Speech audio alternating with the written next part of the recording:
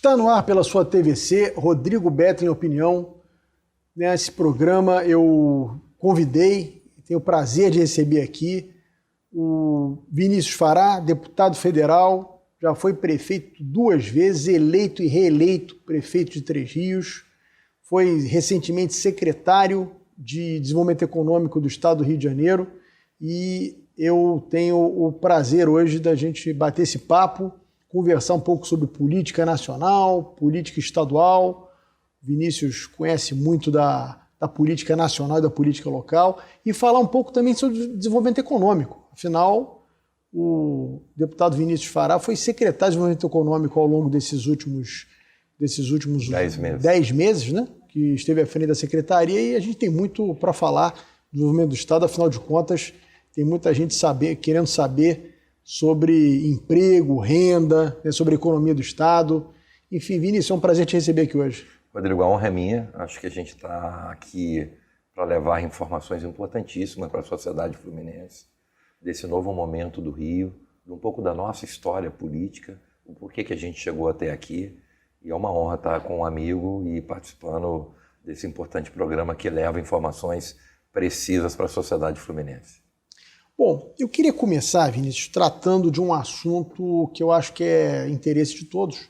Nós vamos ter eleição para a presidência da República, né, para deputados federais, senadores, inclusive você deve concorrer à reeleição, imagino eu. Nós temos eleições aqui locais, né, para o governo do Estado, para deputados estaduais, mas eu queria começar ouvindo um pouquinho de você do panorama nacional. Muito se fala, tenta-se há um ano já a construção de uma terceira via, né? Ao tempo inteiro a imprensa fomentando muito isso, a união de candidatos, construindo a terceira via, uma alternativa ao Lula e ao Bolsonaro. Eu, francamente, nunca acreditei em terceira via, porque eu acho que a eleição realmente ficou muito polarizada e o voto no Bolsonaro e no Lula, ele, salvo um percentual muito pequeno, eu entendo que ele está muito cristalizado.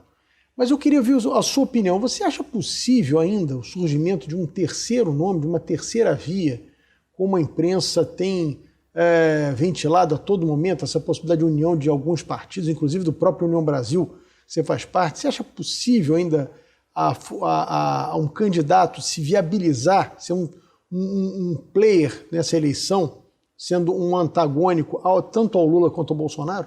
Rodrigo, eu vou dividir minha resposta em 2 etapas. Hoje, acho que nenhum cidadão que acompanha a política nacional enxerga a possibilidade de uma terceira via. Por quê? Porque a terceira via se apresenta fragmentada, dividida. Então, nunca vai ser uma terceira via se não existe a união. O que está se buscando é justamente a união desse universo que não está do lado da esquerda nem da direita. E acho eu, se de fato não é fácil, a gente tem esse histórico da política nacional, dificilmente a terceira via se consolida pela ausência de união dessas frentes, mas eu acho que se ocorrer uma união dessa terceira via, eu acho que ela se apresenta com uma perspectiva positiva, não para ganhar, né, mas acho com a possibilidade de ter êxito num primeiro turno e aí sim é um novo jogo, uma nova eleição no segundo turno. Eu aposto numa terceira via desde o momento que ela se consolide e se una. O cenário que a gente tem hoje é uma terceira via com várias frentes, então para mim não existe terceira via no momento atual. Tem se discutido muito, inclusive a União Brasil, que é o meu partido, é um dos partidos que tem puxado esse discurso, esse tema da união de partidos de centro e alguns outros partidos na possibilidade de se consolidar uma candidatura única para, de fato, representar a terceira via. Hoje, a eleição nacional está polarizada entre direita e esquerda e o cenário é quem vai ter mais voto para ir para o segundo turno, salvo a possibilidade de união dessas frentes e aí sim, pode ser que um vá para o segundo turno e aí, você sabe muito bem com a tua experiência, existem 2 eleições. Primeiro turno é uma, segundo turno é completamente diferente. Então, assim, eu acho que ainda apesar da proximidade do pleito eleitoral, mas com a possibilidade de movimentação que está se tendo, de união, eu acho que ainda é cedo para a gente dizer que a eleição está definida entre direita e esquerda. Essa é a minha opinião, dentro da minha ótica, da minha experiência de vida pública. Hoje não existe terceira via, porque ela está fragmentada. Se de fato ela se unir e escolher e buscar um nome que seja consenso e que una todas essas frentes, eu acho que pode ser um fato novo, e fato novo na eleição a gente tem que respeitar. Sim. Mas você acha, Vinícius, que é possível um candidato desconhecido?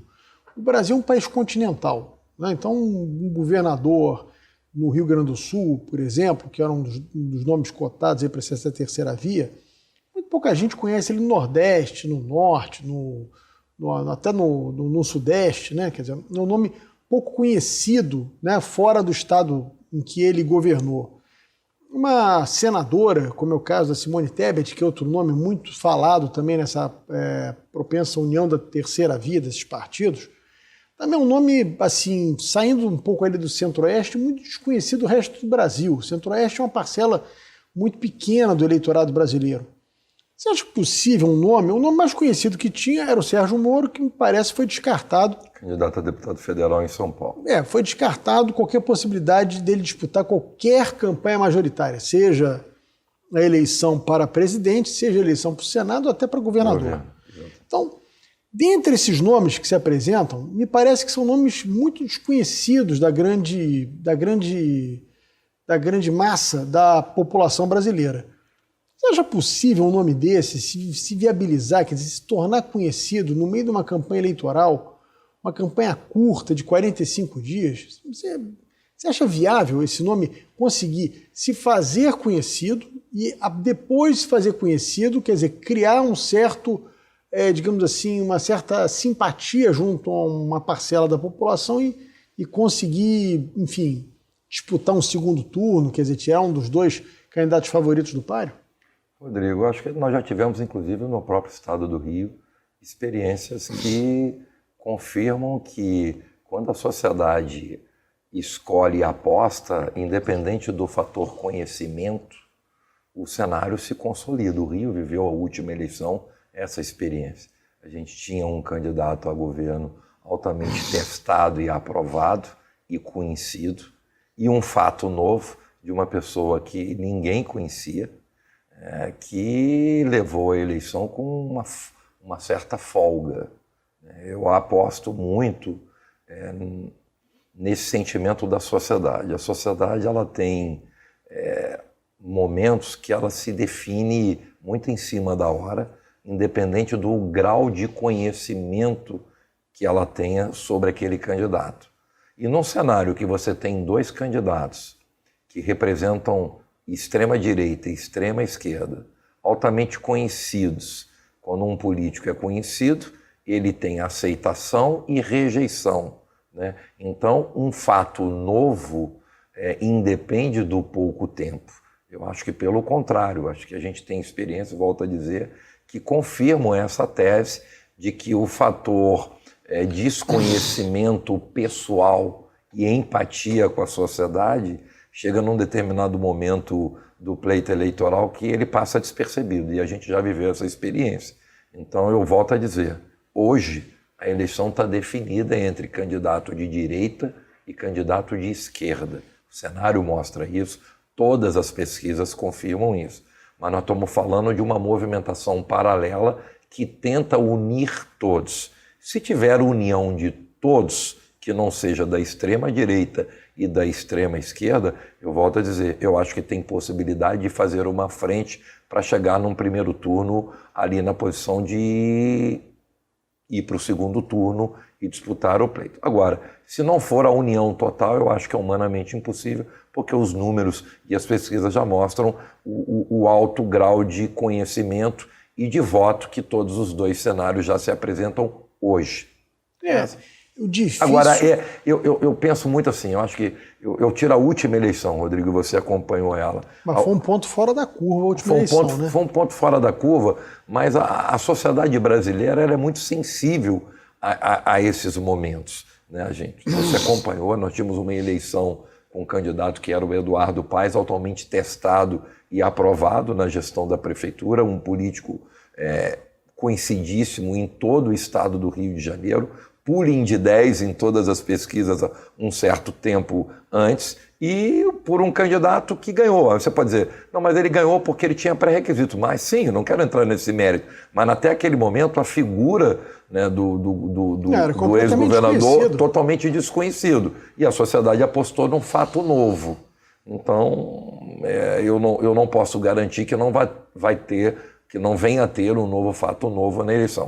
O cenário é difícil, é complicado, a gente tem um centro dividido, a gente tem partidos que apostam nas suas candidaturas próprias e não pensam em se juntar a esse bloco da terceira via. Por isso que eu estou dizendo, se não existir uma união total deste universo de terceira via, eu acho que a eleição está definida entre direita e esquerda. Se unir todo esse universo paralelo em torno de um único nome, eu acho que tem possibilidade de brigar.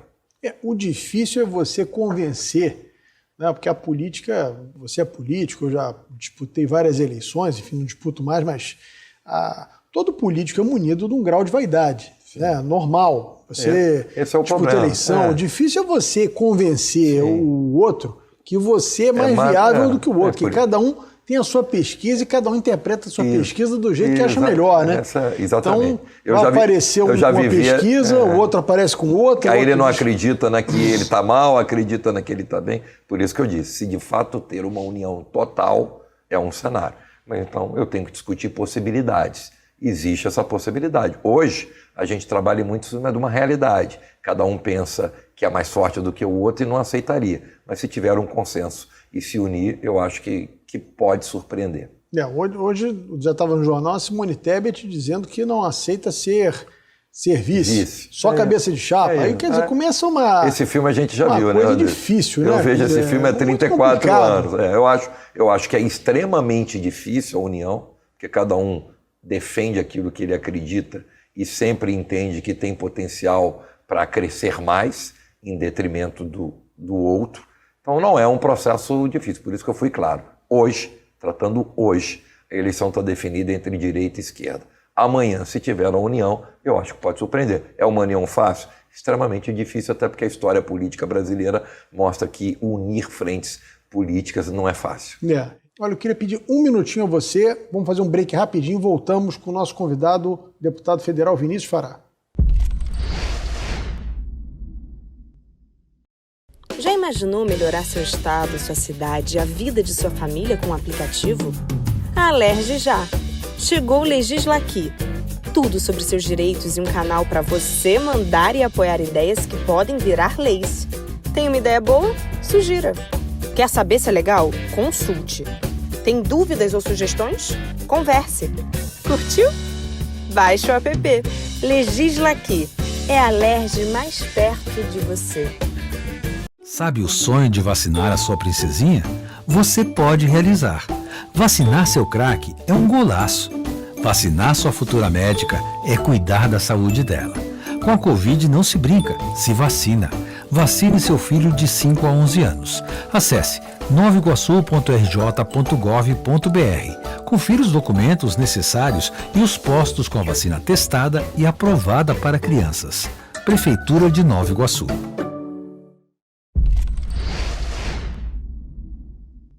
Bom, voltamos com essa entrevista maravilhosa hoje do nosso convidado Vinícius Fará. Bom, vamos caminhar um pouquinho para o plano estadual. Nós temos uma eleição no estado que também, digamos assim, uma eleição ainda, eu entendo ainda como o quadro não está tão nítido quanto o quadro nacional, em que pese a esse movimento da terceira via a nível nacional.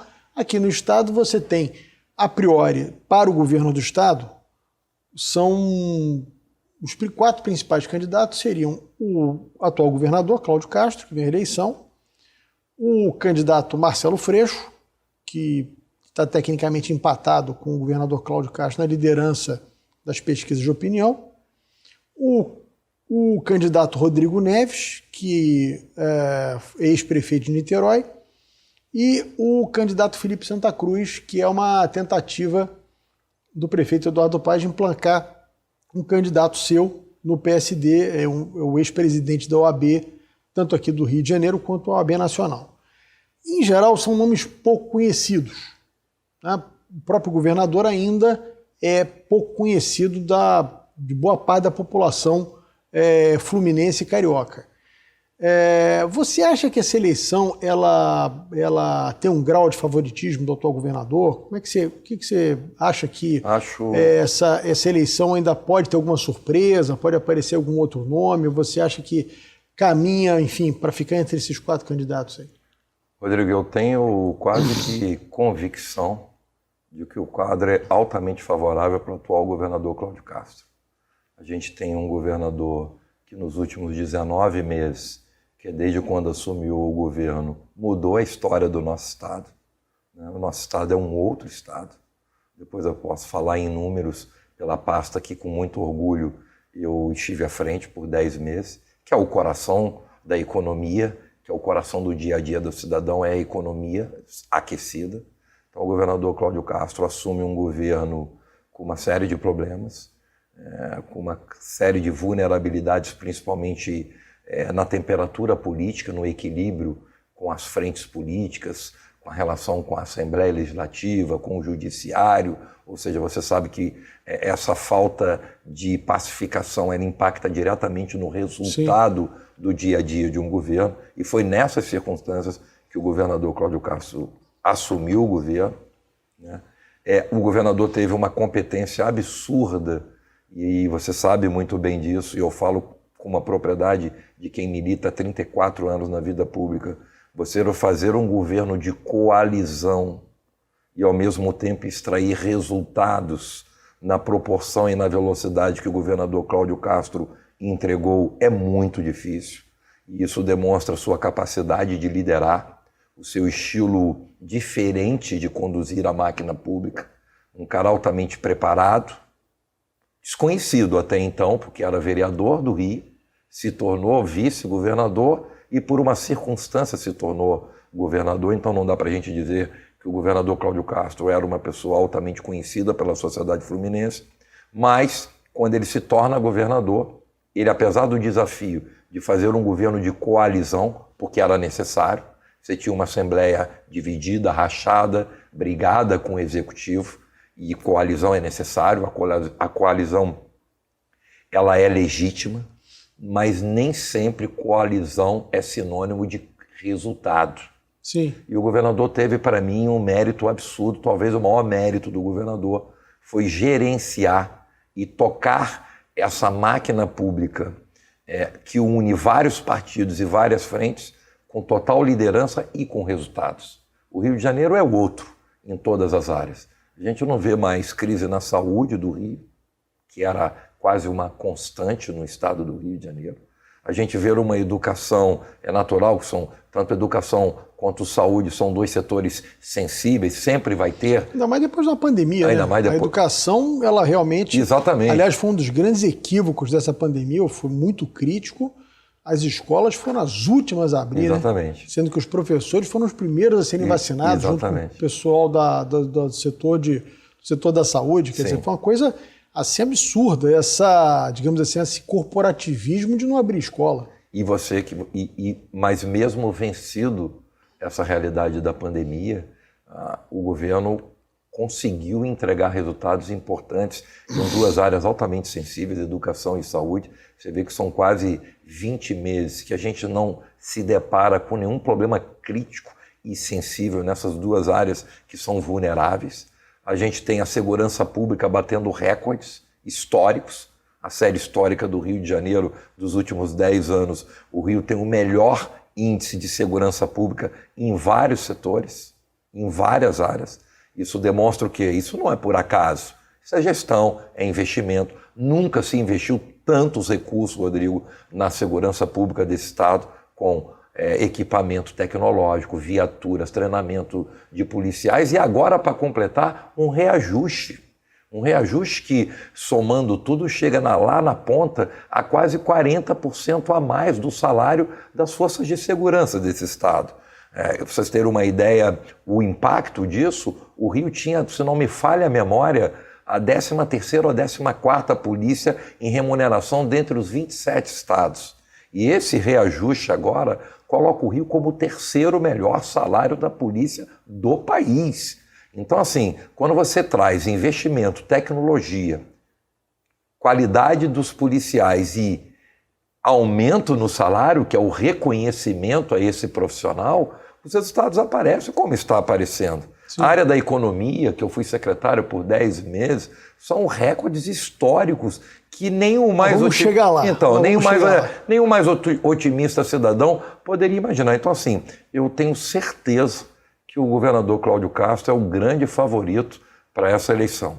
Os números não mentem, né? A gente sabe que o maior desafio do governador Cláudio Castro era se tornar conhecido até maio ou junho, e já desde fevereiro o governador praticamente já se tornou tão conhecido quanto todos os outros concorrentes dele, ao ponto de ele estar empatado em primeiro com pessoas que já estão na política há mais de 30 anos. Então, assim, isso demonstra que o resultado é tão sólido que se antecipou em 3 meses uma perspectiva de se tornar altamente conhecido lá para maio ou junho. Desde fevereiro, o governador consegue estar já ali no empate técnico com um concorrente que já está na vida pública há anos e que representa um segmento forte, que é o segmento da esquerda. Mas por quê? Por acaso não. Resultado, números, ações, entregas, a concessão da SEDAI, são 17 bilhões. Eu fui prefeito 8 anos. Eu brinco com os prefeitos que eu queria ter sido prefeito agora. Porque nunca se teve tanto dinheiro. A gente tem cidades do interior, Rodrigo. Hoje falta projeto, né? Exatamente. Hoje a gente tem cidades do interior de 50, 40 mil habitantes, que o Pacto RJ, que é o recurso oriundo da concessão da SEDAI, beira mais de 200 milhões de investimentos numa cidade do interior. Eu fui prefeito de uma cidade de Três Rios que tem 120 mil habitantes. Quando eu consegui um convênio de 10 milhões, 8 milhões, é como se eu tivesse ganhado na Mega Sena sozinho. Hoje eu vejo cidades que têm 1/3 do tamanho da minha fazendo um convênio de 200 milhões de reais. Isso sem considerar também o valor da outorga de quem tinha o serviço de água e passou para a iniciativa privada. Ou seja, os municípios estão ganhando do recurso do governo, do Pacto RJ e da outorga do serviço. Então, assim, é muito dinheiro. Isso tem impactado. As cidades viraram um cenário positivo de transformação, de investimentos. E eu volto a dizer, isso não é por acaso, isso é por um governador que pegou o Estado numa situação completamente adversa e 19 meses depois apresenta para a sociedade fluminense um governo equilibrado, com as suas contas em dias, com superávit na fazenda, com zero, Rodrigo, zero, irmão, de restos a pagar de 2020 e 2021. O Rio de Janeiro... Isso é muito difícil. O Rio de Janeiro tinha o maior passivo de restos a pagar do país. Hoje, 19 meses depois, o passivo de 2020 e 2021 é zero. E por quê? Porque pagou, colocou em dia. Você sabe qual é o prazo de pagamento hoje que o Estado paga os seus fornecedores? De 7 a 12 dias. Você sabe qual era a média de prazo de pagamento? 6 meses, Rodrigo. E quando a gente fala que um órgão público paga o seu fornecedor com 6 meses... Isso acaba embutindo no preço, né? Porque se o cara não consegue prestar aí você tem 2 cenários. A falta de produtos e insumos, e aí impacta na educação e na saúde. Porque imagina um fornecedor de saúde, de insumos, vendendo para um estado que paga com 6 meses. Das duas, uma. Ou ele vai superfaturar o produto, considerando 6 meses de atraso, ou ele não vai querer e não vai vender, e o Estado não vai ter como comprar. E aí não compra, falta remédio no posto, na UPA, no hospital, muda a vida, impacta na vida de todo mundo. Então hoje o Estado do Rio, que tinha um dos piores prazos, ou pior prazo de pagamento do país, tem hoje, Rodrigo, para nossa felicidade, o Rio hoje tem o menor prazo de pagamento de fornecedor, de 7 a 12 dias. Isso não acontece pelo fator sorte. Isso é trabalho, isso é competência, isso é gestão, e eu acho que a sociedade fluminense está reconhecendo isso, por isso que apesar do governador Cláudio Castro não ser uma figura pública conhecida pelo pouco tempo dele, ele já está praticamente na frente, algumas pesquisas dão ele até 2, 3 dígitos à frente do seu concorrente, é fruto do resultado. Todo mundo no interior. E sem considerar, e aqui, Rodrigo, falando politicamente, que o governador tem o apoio de mais de 84 prefeitos. Nós temos 92 municípios e 84 prefeitos desse estado já declararam apoio incondicional. Por quê? Porque o governador está investindo o que esses municípios nunca tiveram. O que os prefeitos estão fazendo é o exercício da gratidão. Um governador que tem transformado a vida da cidade e da gestão dele, e os prefeitos estão com o governador. Normal, o reconhecimento dos investimentos feitos é normal. E além disso, Rodrigo, se não me falha a memória, 16 partidos na coligação. Então você tem investimentos acontecendo em todos os 4 cantos do estado, a economia bombando, os outros setores batendo recordes. Você tem 84, 85 prefeitos dos 92, você tem 16 partidos nesse projeto, você tem tempo de televisão, mais de 60% do tempo de televisão. Então, assim, que ainda é um fator muito importante em qualquer campanha, que pese as redes sociais meio que igualaram o jogo, mas o tempo de televisão ainda mais esses comerciais que entram no meio da programação, ainda tem um impacto muito grande. Muito grande. Então, assim, eu acho que por todo esse cenário, né, o governador é o grande favorito. E, na minha opinião, é legítima e isenta, não porque sou amigo, porque fui secretário, como deputado federal, como cidadão fluminense. Eu acho que a vitória do governador Cláudio Castro, novamente para um segundo mandato, é um reconhecimento de um novo perfil de se fazer política, que um cara jovem de 44 anos, que por uma questão circunstancial vira governador e entrega em 19 meses o que nem o mais otimista cidadão fluminense poderia esperar. Um estado com melhores índices de segurança na área econômica, de geração de emprego, de abertura de empresas, de investimentos. Pacto RJ, são 17 bilhões, Rodrigo, de investimentos do Pacto RJ. Isso é surreal num estado que até 2 anos atrás o funcionário não tinha data para receber o seu salário. Salário do funcionário em dia, recebendo no 2º ou no 3º dia útil do mês subsequente. Reajuste para os funcionários. Assim, eu acho que o governador merece um segundo mandato para aí sim poder consolidar. Para mim, eu tenho dito para todo mundo, Rodrigo, mais 4 anos do governador Cláudio Castro é a garantia de um Estado sólido por mais 30 anos. Eu defendo, tem um estudo de um cientista político em inglês, me falhou o nome dele, que ele faz uma análise histórica do resultado de uma gestão eficiente e de uma gestão ineficiente. Então, nesse estudo, um estudo de mais de 20 e tantos anos, ele define que uma boa gestão entre 4 e 5 anos consolida a transformação e desenvolvimento por 30 anos futuros. E uma má gestão no mesmo período representa um retrocesso de 40 anos em qualquer escala, município, estado ou país. Então, por tudo que o governador fez em 19 meses e com todo o cenário que promete ainda mais para mais 4 anos, a gente está falando aqui de um governo que vai consolidar a vida do cidadão fluminense para os próximos 30 anos. Vamos fazer uma pausa bem breve, mas a gente volta já já com o nosso convidado, o deputado federal Vinícius Fará. Já imaginou melhorar seu estado, sua cidade e a vida de sua família com um aplicativo? A Alerj já! Chegou o Legislaqui. Tudo sobre seus direitos e um canal para você mandar e apoiar ideias que podem virar leis. Tem uma ideia boa? Sugira. Quer saber se é legal? Consulte. Tem dúvidas ou sugestões? Converse. Curtiu? Baixe o app. Legislaqui. É a Alerj mais perto de você. Sabe o sonho de vacinar a sua princesinha? Você pode realizar. Vacinar seu craque é um golaço. Vacinar sua futura médica é cuidar da saúde dela. Com a Covid não se brinca, se vacina. Vacine seu filho de 5 a 11 anos. Acesse novaiguaçu.rj.gov.br. Confira os documentos necessários e os postos com a vacina testada e aprovada para crianças. Prefeitura de Nova Iguaçu.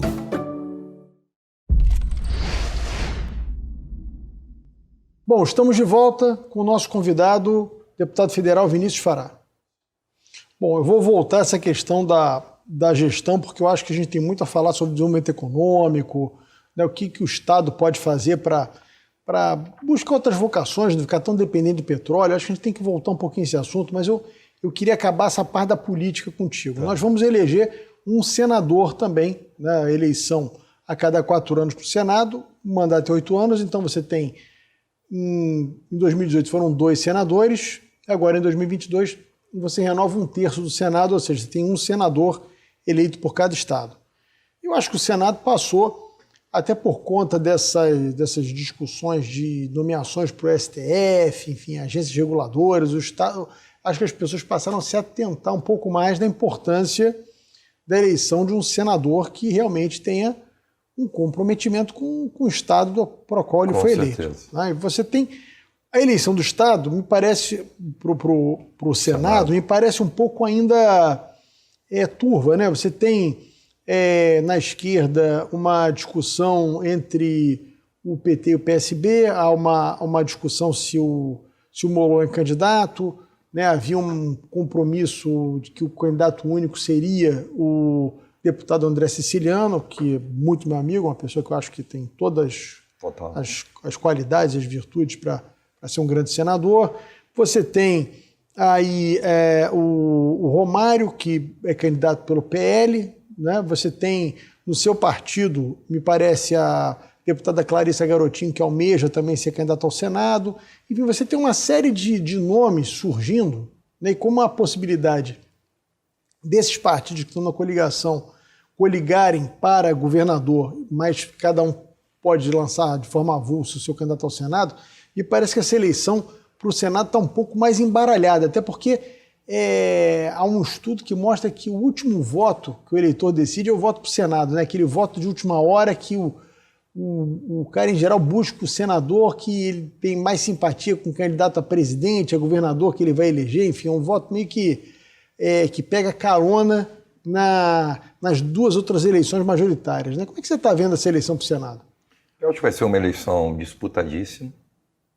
Eu entendo que vai prevalecer um perfil de conhecimento da realidade dos municípios. Eu acho que o eleitor, apesar de toda a sua observação correta, de ser um voto que, a princípio, é o que é tratado com menor importância nessa escala, mas eu acho que a sociedade entendeu a força e o poder que um senador tem, ainda mais numa eleição que só vai escolher um senador. E eu aposto e acredito muito que o eleitor fluminense vai se basear na capacidade de conhecimento, na capacidade que esse possível senador venha a ter de conhecimento profundo da realidade do Estado no seu todo. Capital, interior, região metropolitana, Baixada. Eu acho que a sociedade começa a entender que senador é tão importante quanto governador. Eu acho que tem um papel divisor de águas numa eleição, no resultado de um sucesso de um Estado, no crescimento, no desenvolvimento. Então, assim, eu acredito muito pelo que eu tenho rodado o Estado, eu tenho percorrido, eu tenho feito reuniões com lideranças, prefeitos, vereadores, e é nítido, Rodrigo, é nítido que hoje se tem um cuidado maior e se vai ter uma sensibilidade muito mais apurada ao escolher o senador. E pelo que eu tenho escutado, está muito claro que o eleitor vai querer alguém que conheça a realidade dele no dia a dia, que tenha experiência, que não perca tempo, que já chegue sabendo o que tem que fazer e como fazer. Eu falo isso porque o meu resultado político na minha eleição passada de deputado é muito fruto deste sentimento. O eleitor, o cidadão do Estado, mas principalmente ali da minha região, que escolheu o Vinícius, eu tive quase 73% da totalidade dos meus votos em 10, 11 municípios do meu entorno ali.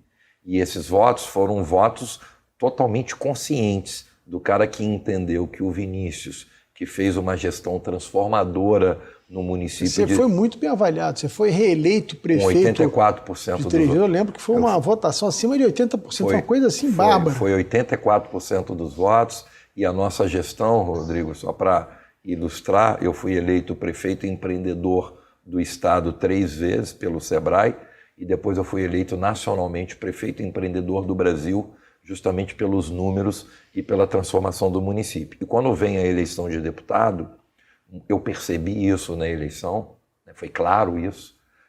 Eu posso te afirmar que grande parte, ou 90%, de quem votou no Vinícius, principalmente daquela região que acompanhou de perto tudo o que aconteceu em Três Rios, o eleitor votou porque é o seguinte, não, esse cara entende de máquina pública, esse cara passou por aqui e fez as coisas acontecer, e eu quero escolher um deputado que não seja curioso. Eu não quero apostar num cara que vai chegar lá para aprender, que ele já vai chegar sabendo as necessidades do prefeito, a necessidade da cidade, do vereador, e de fato foi isso. Sim. O meu mandato de deputado, Rodrigo, é muito engraçado. Agora nem tanto porque todos já se familiarizaram comigo, mas no meu primeiro ano, os prefeitos chegavam lá para fazer pedido de emenda das suas necessidades, cheio de cuidados, querendo me explicar, a reunião virava 2 minutos, eu dizia para o prefeito, meu irmão, perde seu tempo não, eu já estive sentado na sua cadeira. Você sabe a agonia. Eu sei a sua agonia, eu sei o quanto que te aflige e sei como posso te ajudar.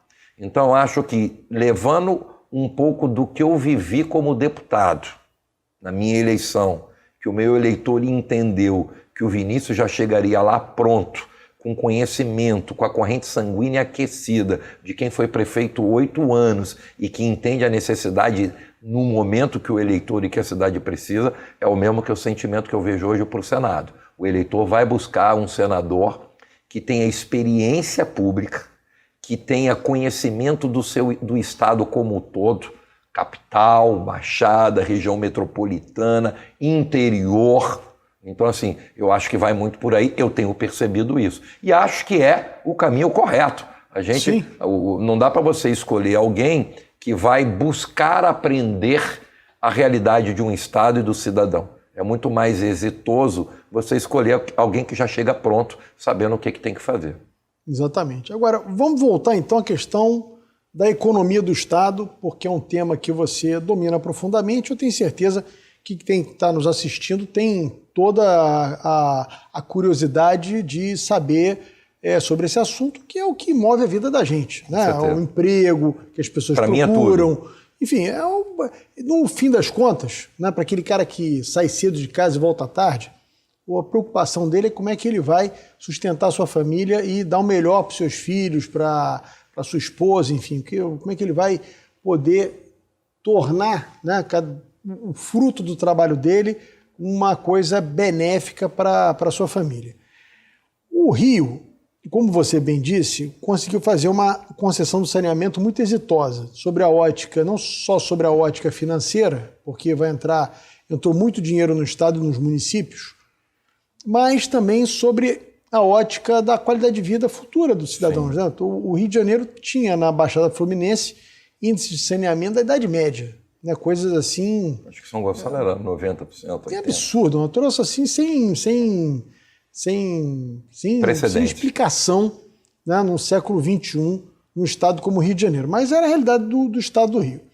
Agora, uma crítica que se faz é que esse dinheiro entrou, é muito dinheiro, como você disse, tem municípios que estão vendo um volume de recursos que até então era inimaginável esses municípios receberem, mas falta projetos, né? Tanto nos municípios quanto no Estado há uma certa crítica de que faltam projetos estruturantes, né? Quer dizer, se vai se buscando aí asfaltar um bairro que não tem pavimentação, que não tem urbanização, faz uma coisa ali, uma coisa aqui, mas assim, há uma certa crítica a essa questão dos projetos. E eu lembro, assim, eu participei de algumas administrações e eu acompanhei um pouquinho a sua administração em Três Rios, e eu lembro que uma das razões justamente do seu êxito foi o planejamento. Sim. Né? Sem projeto não se chega a lugar nenhum.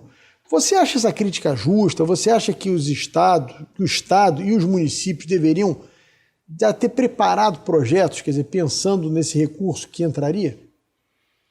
Eu acho que ao longo do tempo, a sociedade tem entendido que o prefeito bom não é o prefeito que é simpático ou que está na rua e que ele consegue tocar. O prefeito bom é aquele que é bom gestor. Para ser bom gestor, tem que ter uma equipe qualificada, tem que ter uma equipe técnica, tem que saber fazer projetos, tem que fazer acontecer. Se a gente for analisar com a ótica do tempo que o governador Cláudio Castro assumiu e nas circunstâncias, ele não tinha tempo de avisar aos prefeitos para que ele pensava em fazer uma concessão que poderia ou não acontecer. Então essa responsabilidade ela é muito mais dos prefeitos, porque quem pede tem que estar com o produto pronto para pedir. Eu não peço qualquer coisa. E você lembrou muito bem, muito do que eu consegui levar para Trezios é que quando eu chegava pedindo, eu já estava com um projeto executivo pronto. E isso me deu rapidez e celeridade. Não adianta eu estava pedindo, o governador virava para mim, tá bom, eu vou te atender. Aí eu não tinha projeto, levava 2, 3 anos para colocar um projeto de pé. Então isso é um papel muito mais do município do que do Estado. Mas o governador teve uma sacada cirúrgica, pelo pouco tempo que tinha entre a data da concessão da SEDAI e o final do seu mandato. Estamos falando de menos de 2 anos. Como é que você transforma 17 bi em obra pronta, em ação concreta? Primeiro a coerência do governador, que disse esse dinheiro é para investimentos nos municípios. Ponto. Esse recurso poderia ser para cobrir o déficit da defasagem salarial da polícia, do funcionário público. O governador, apesar de poder, o governador não fez. Todos os 17 bi é para investimento. Até porque é um dinheiro transitório, né? Exato. Quando você aumenta salário ou aumenta custeio da máquina, é algo perene, algo permanente. Exatamente. Ou seja, aquele dinheiro acaba e a despesa continua. Sim, mas a gente sabe que tem muitos gestores que não fazem essa conta e acabam afundando qualquer estado ou município ou país. Então o governador teve essa responsabilidade de olhar com essa eficiência e consciência. Segundo, e para mim talvez a maior ação dele no que diz resultado final. Como tinha-se pouco tempo, o governador acatou um estudo da Firjan. A Firjan, ao longo de 3 ou 4 anos, mapeou todos os municípios e entendeu todas as vulnerabilidades e gargalos e necessidades de ações e de investimentos em todas as áreas para os 92 municípios. Se o Estado fosse querer fazer isso, a gente estava aqui hoje e ainda não tinha começado nenhum investimento do Pacto RJ.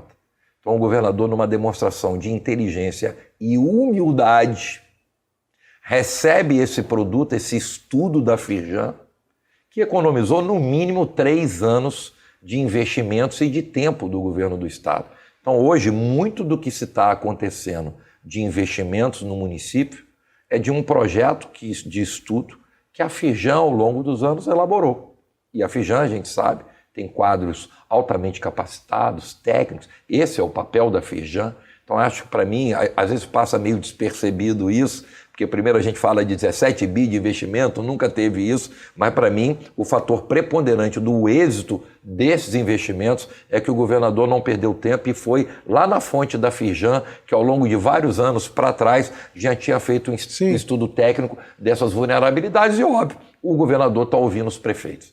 Assim, acho que isso é fundamental, que demonstra o perfil do governador Cláudio Castro e a forma democrática. A gente sabe que, às vezes, o prefeito quer um celular e o Estado ou a União diz, não, mas eu tenho um copo. Então o cara, mas eu queria um celular. Não, mas tem copo. Você quer copo? Então tá bom. É melhor copo, é o que tem, eu vou. O Pacto RJ, o governo não indica nada.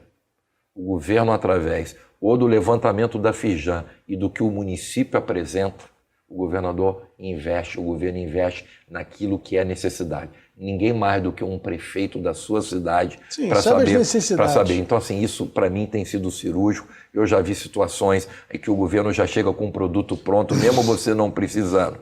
É aquela história o seguinte, você tem uma calça e quer que precisa de uma camisa, mas o cara te dá uma outra calça. Você não vai negar, mas você queria uma camisa. Sim. O governo chega agora entregando aquilo que a prefeitura precisa. Por isso, e aí você está certo, prefeituras que elaboraram projetos, que os projetos já estavam prontos, está saindo na frente. Claro, evidente. É isso.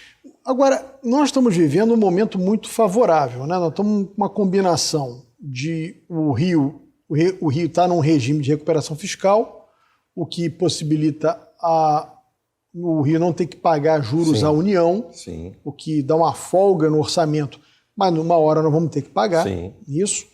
Nós fizemos uma concessão da SEDAI que aportou muitos recursos no caixa do Estado e o barril do petróleo está lá em cima, né? Então você tem uma receita de royalties absurda.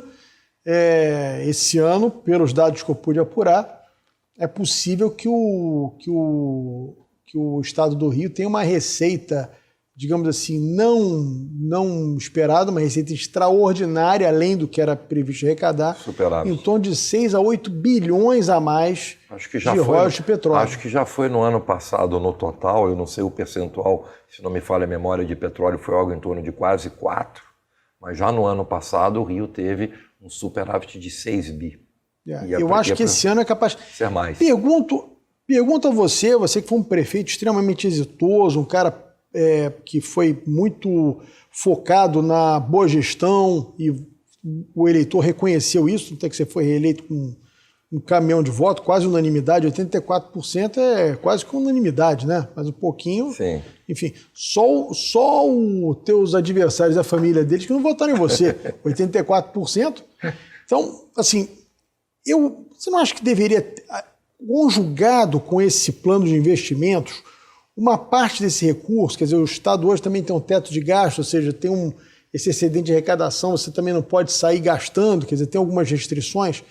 Deveria fazer um plano para começar, que o Estado tem essa dívida com a União, mas também tem passivo com o setor privado, tem restos a pagar de outras administrações, tem precatórios que têm que ser pagos. Não seria o caso também de parte desses recursos extraordinários serem utilizados para sanear o Estado dessas dívidas, para que nos próximos anos as futuras administrações tivessem menos dívidas para pagar? Mas está sendo feito isso, Rodrigo. Quando você pega um Estado que tinha o maior passivo de restos a pagar de 2020 e de 2021. 2019 também tinha uma parcela grande. E em 19 meses você zera isso, o Estado está colocando em dia as suas obrigações. O Estado está cuidando do servidor, porque quando o Estado dá uma correção salarial, o Estado também, apesar das dificuldades, está enxergando que essas crises econômicas que ao longo dos anos o Estado foi enfrentando impactou diretamente no dia a dia do servidor. E servidor bem remunerado, servidor reconhecido, é sinônimo de mais entrega, de melhor entrega no dia a dia do cidadão em qualquer setor. Então o Estado está cumprindo o seu papel. Eu volto a te dizer, o governador tem tido, porque isso tem que ser destacado. Eu falo de investimentos como nunca esse Estado já teve, tirando até os 17 bi da SEDAI, porque muitas ações são feitas fruto do caixa da fonte 00 do superávit. Tudo bem que o acordo da recuperação fiscal permite você não pagar alguns tributos por um certo período, não pagar as parcelas à União, lógico, isso ninguém tira essa realidade. Mas o governador também foi fundamental, principalmente a parceria dele com o governo federal. Você acompanhou por 2 ou 3 vezes, ao longo dos últimos 12 meses, o Ministério da Economia, em algum momento, entendeu que o Rio sairia fora, né, dessa questão. E o governador Cláudio Castro usou da sua força, usou da sua capacidade e, junto ao governo federal, você acompanhou, tivemos embates que chegou na temperatura máxima. Então o governador cumpriu o seu papel direitinho, defender o grande guardião do Estado, né? O grande guardião da economia, da saúde, da educação. E o Estado vem fazendo investimentos e saneando, né, problemas e déficits econômicos históricos que ao longo dos anos foram se acumulando. Então, assim, para que eu não fique aqui detalhando, eu acho que tudo fica muito claro quando você consegue pagar e zerar restos a pagar e consegue ter recurso para investir cada vez mais, isso é uma demonstração de uma boa gestão, uma gestão séria, eficiente, porque de tudo isso, Rodrigo, o que a gente não pode esquecer é que tem algo muito forte, que é o novo carimbo que a gente está vivendo aqui no Estado, que é fundamental para tudo, que é o da segurança jurídica. Quando você faz uma concessão da SEDAI, que você tem um ágio de mais de 100% no valor, quando você tem em 3 meses esse produto vai para a rua, você tem o dia do leilão, com um ágio de mais de 100%, você entende bem disso pela tua experiência da área pública, sem nenhum questionamento dos órgãos de segurança, de órgãos de fiscalização, MP, Tribunal de Contas, não houve nenhum questionamento do processo, ou seja, para um Estado que foi tão combalido com essas questões, você ter um processo pelo montante, pelo valor, e você não ver nenhum desses órgãos fiscalizadores fazer nenhum questionamento, e o mais importante, não teve nenhum questionamento de quem perdeu, porque é do game. Quando você perde um processo licitatório, seja ele de tomada de preço, de pregão, quem perde sempre reclama. Sim. Está errado, isso aqui está errado, não podia ter feito. Não teve nenhum questionamento, que demonstra a lisura que foi feito. E lisura na vida pública é sinônimo de impacto positivo na segurança jurídica. E assim, fazendo um parênteses aqui, eu sempre destaco, eu não poderia desse momento também, o papel da Casa Civil na pessoa do Nicola Miccioni, que foi quem tocou com a sua equipe todo esse processo. A gente sabe que esse é um processo que há mais de 25 anos tenta ficar de pé da concessão da SEDAI. Esse é um assunto histórico de décadas, e o Nicola com a equipe coloca esse processo, consegue ter ágio e consegue fazer um processo desse com a maior segurança jurídica sem um questionamento. Então, assim, isso é um novo momento do Estado, é um Estado que faz investimentos, mas também que organiza o passivo das dívidas que impactaram diretamente na vida do cidadão fluminense em todas as áreas. Vinícius, uma coisa que eu acho muito importante, para a gente não terminar o programa sem falar, o Rio ele vem há décadas perdendo muito. Né? A gente faz uma cronologia muito rápida aqui. O Rio era a capital do Brasil, tiraram a capital daqui, não fizeram compensação nenhuma para o Rio de Janeiro. Eu lembro agora, recentemente, com a queda do Muro de Berlim, a capital deixou de ser Bonn, na Alemanha, e passou a ser Berlim novamente. E o Bonn recebeu do governo federal um caminhão de dinheiro de compensação por conta de ter deixado de ser a capital do país. O Rio só virou passivo, né? Só virou passivo.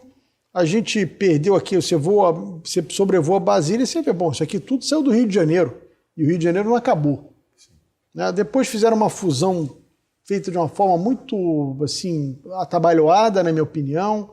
O Rio perdeu o mercado financeiro, a Bolsa de Valores era aqui, a Bolsa mais movimentada. Enfim, o Rio foi perdendo.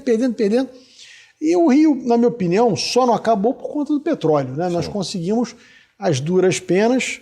Eu ainda era deputado federal em Brasília, aquela votação dos royalties, queriam tirar os royalties daqui, enfim, o Rio só não acabou por causa do petróleo, mas o petróleo é finito. Sim. O que você acha que o Rio pode buscar nos próximos anos como vocação econômica para ir substituindo essa questão do petróleo aos poucos?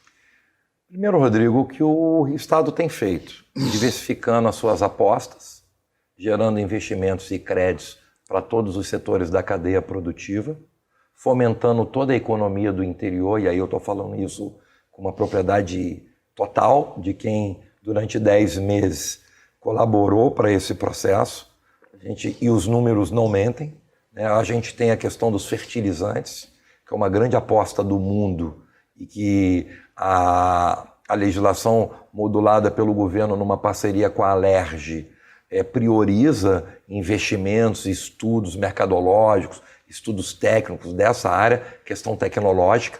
Acho que o Rio está entendendo, nessa atual gestão, que o petróleo é finito e que a gente tem outras fontes de energia e outras fontes de receita que devem ser tratadas com a mesma prioridade.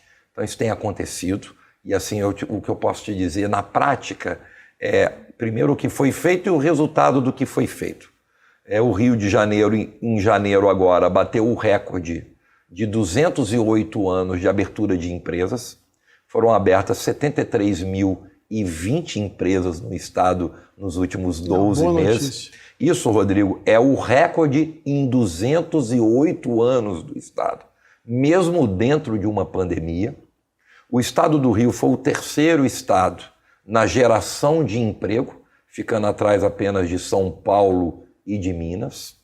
O estado do Rio foi o primeiro estado a recuperar 100% dos empregos perdidos durante a pandemia, ou seja, o Rio foi o primeiro estado a recuperar o que foi perdido durante a pandemia. O Rio de Janeiro criou linhas de crédito através da Secretaria de Desenvolvimento pela AGE Rio, que no momento que o empresário, principalmente o pequeno, médio e o grande, não as grandes multinacionais, mas esse nicho do alicerce que segura a economia, empreendedor individual, pequena, média e grande, o Estado nunca se colocou tanto recurso através da linha de crédito pela AGE Rio. O governador teve uma coragem absurda quando não fecha o comércio. Então, você vê que nada é por acaso. O Rio recuperou primeiro do que os outros estados, porque aqui teve um governador com sensibilidade que ouviu todos os setores, você acompanhou isso, o governador não tomou nenhuma decisão com aquele poder do governo, ele sentou com a FEComércio, com o Rio Indústria, com a Firjan, sentou com todos os setores e todas as decisões foram tomadas em comum acordo. Isso foi fundamental, porque lógico que teve baixas de emprego, mas não ceifou 90% dos empregos, como aconteceu em vários estados que fechou o comércio. Paralelamente, o governador criou linhas de crédito, foram 300 milhões que a Secretaria de Desenvolvimento disponibilizou via AGE Rio para os empreendedores de pequeno porte, a juros zero, através do programa Supera.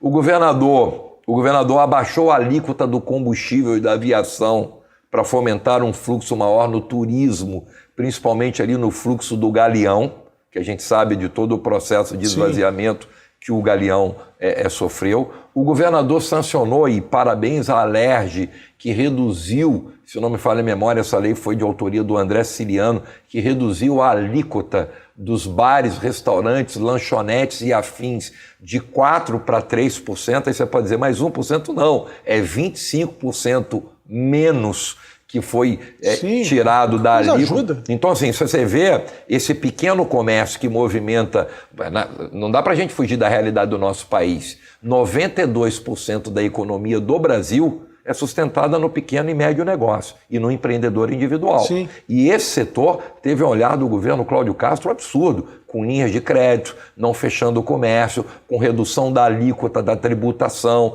Então, assim, houve uma entrega absurda. Vê o que nós fizemos agora em Petrópolis. Nós destinamos, Rodrigo, 200 milhões de reais em linha de crédito para o empresário petropolitano. Já foram produzidos mais de 147 milhões até sexta-feira passada, de empréstimo a juros zero pelo Frenfre. Colocou 200 milhões de reais. Isso demonstra a sensibilidade desse governo, que entende o problema lá de Petrópolis, que os comerciantes foram quem mais perderam, e o governo chega lá com grana, com empréstimo na veia a juros zero, com carência de 12 meses por pagamento da primeira parcela. Nós estamos emprestando lá, o governo está emprestando, né?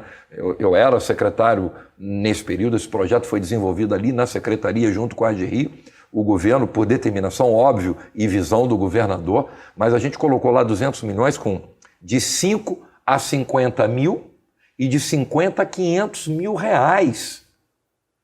Petrópolis só não quebrou por causa desse recurso, que permitiu que os empresários pudessem repor os seus estoques, recuperar os seus danos físicos e materiais nas suas lojas, nos seus empreendimentos. E esse dinheiro vai para comércio, para a indústria, para todo mundo. Então, assim, tem muita coisa acontecendo. E hoje, Rodrigo, quer dizer, até a data que eu estava na secretaria, e isso deve ter aumentado, o Rio tem acontecendo 76 bilhões e 300 milhões de investimentos privados acontecendo. Isso é histórico. Todos os setores que estavam indo embora do Rio, o setor farmacêutico começa a voltar. O setor automotivo que estava indo embora, já anúncio de praticamente fechamento dessas multinacionais que estavam ali na região de Itatiaia e de Resende, não só garantindo a continuidade da sua operação, como ampliando as suas plantas. A gente tem a Volkswagen com investimento novo de 2 bilhões na fábrica de caminhões elétricos, a Nissan com um novo modelo de carro, que primeiro há um ano atrás o Quix, e em breve vai anunciar um novo modelo popular de carro, já está indo para o 3º turno, não tinha nenhum completo funcionando. A Jaguar Land Rover, que desde 2019 tinha encerrado a produção do modelo Evoque e há 4 meses atrás retornou com esse modelo. Por quê? Porque o Estado sentou, nós sentamos com cada setor, Rodrigo, ouvindo as necessidades, os gargalos, mudamos legislações, a Alerj foi fundamental nesse processo. A gente está refazendo leis que ficaram enferrujadas, velhas, e que o Estado, antes da chegada do governador Cláudio Castro, fechou os olhos para isso. Não, o Estado tem que ouvir. Muito do que a gente tem conseguido, muito do que o Estado conseguiu de 19 meses para cá, foi simplesmente, cara, o exercício da humildade e da missão do Estado. O Estado foi feito para servir, ele tem que ouvir a cadeia produtiva. Hoje você tem o Polo Gaslub, o antigo Comperj, que graças também à intervenção do governo do Estado no termo de cooperação, aquele projeto hoje, já com a previsão de inaugurar em agosto, com 7 mil empregos diretos e, se não me falha a memória, 17 bi de investimentos. Nós temos lá no Porto Açu hoje o maior porto da América Latina. Tudo acontecendo, a GNA 1, a GNA 2, gerando emprego, gerando receita, a questão das termoelétricas, a questão dos portos, Rodrigo. Tudo aconteceu nesse período agora. Porto de Maricá parado há 12 anos, Porto de Angra 15, saiu do problema e virou realidade, todos já autorizados a começar a operar. Então a gente está vivendo um momento que o Estado está cumprindo o seu papel e os números não mentem. Como é que você bate um recorde de 73 mil empresas dentro de uma pandemia que é o maior número de empresas abertas em 208 anos? Como é que você tem número muito significativo. Como é que você tem 76 bi de investimentos? E sabe qual foi o último investimento? Lá na cidade de Barra Mansa, a ArcelorMittal, com investimento de 1,3 bilhões de reais numa nova planta em Barra Mansa. Já tem uma e vai ampliar. Modulamos a lei do setor metal mecânico, que vai impactar diretamente nessas 4 gigantes, CSN, Arcelor, Ternium e Gerdau, que há anos ela vinha, já estava até na justiça essa questão, estava no Tribunal de Justiça essa reivindicação do setor que estava perdendo competitividade. Aconteceu agora, 2, 3 meses atrás, porque o Estado sentou, tecnicamente, enxergou, modulou a lei. E isso é o novo momento do Estado. E assim, eu não posso aqui, eu sou uma pessoa que exercito muito a ferramenta da gratidão, né? A gente modelou mais de 40 novas leis. A gente recuperou uma série de setores, setor ceramista, setor do trigo, setores que o Rio foi polo por 6, 5 décadas seguidas e hoje tem 3, 4 empresas do setor, porque o Rio ficou atrasado, o Rio Sim. foi engolido pelos outros estados. E o maior desafio que o Estado está tendo agora, e eu pude dar essa parcela de contribuição e continuo agora com o excelente secretário que me sucedeu, né? Eu acho que o Estado tem tido, o governador teve essa visão de entender que as mudanças eram inevitáveis por causa do processo político, mas que não dava para você fazer retrocesso.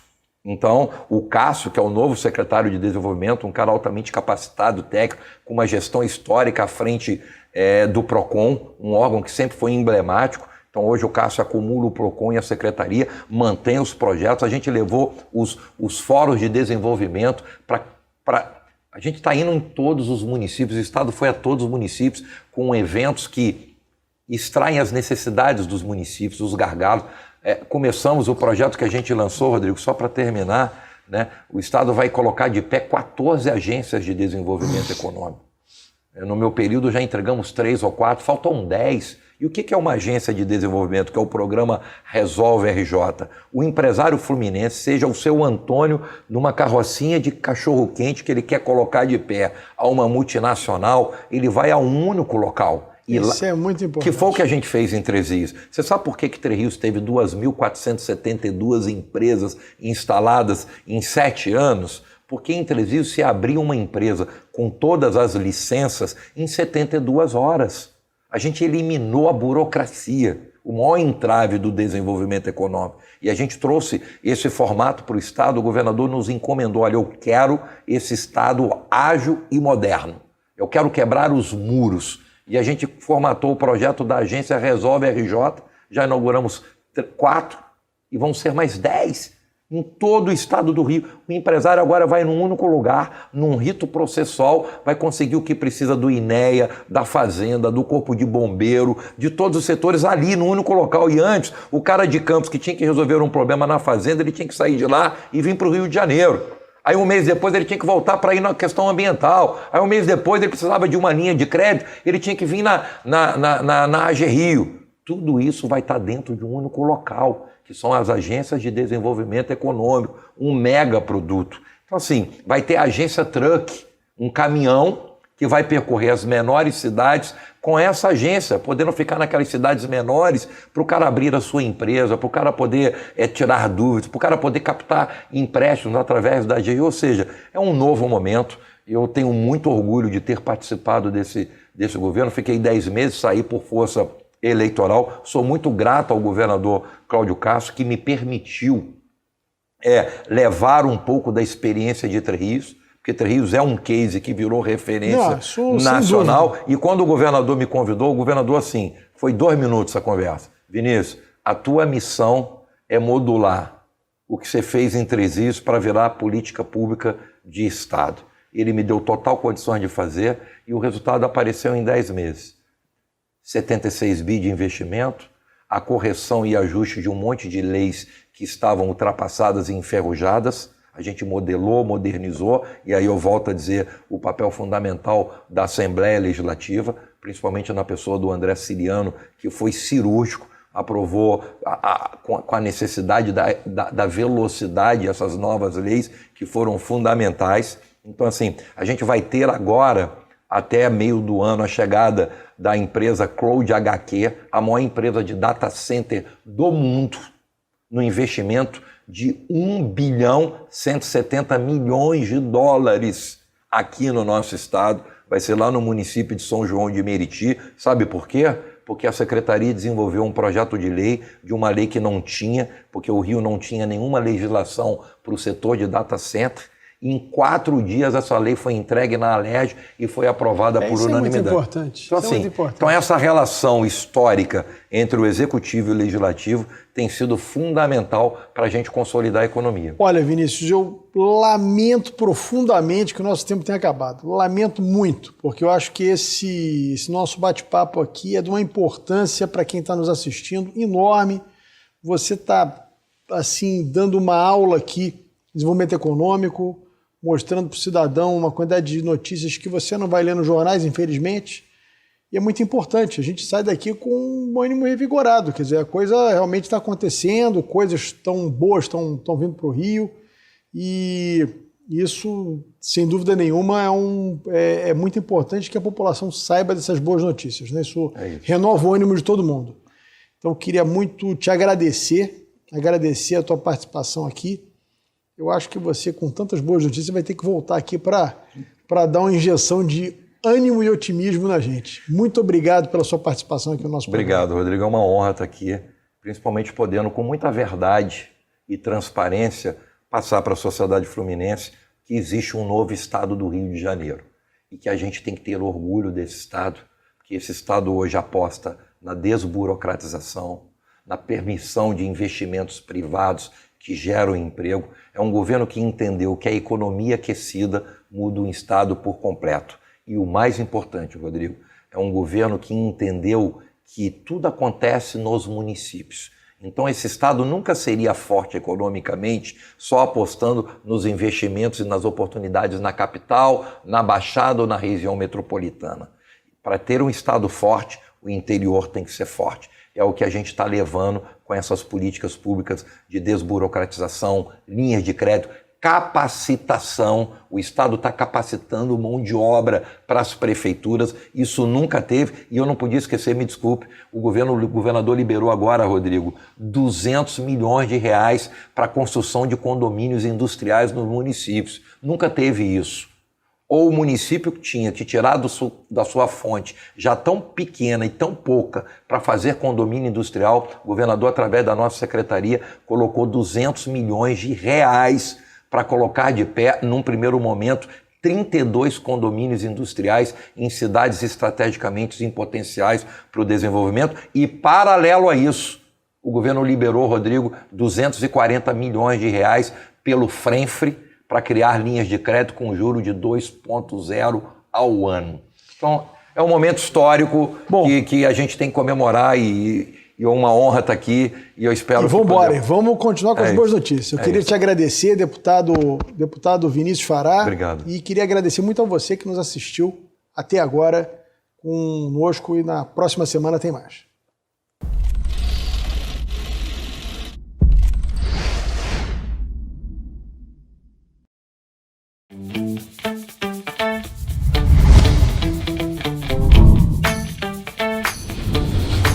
TVC, a TV do Correio da Manhã.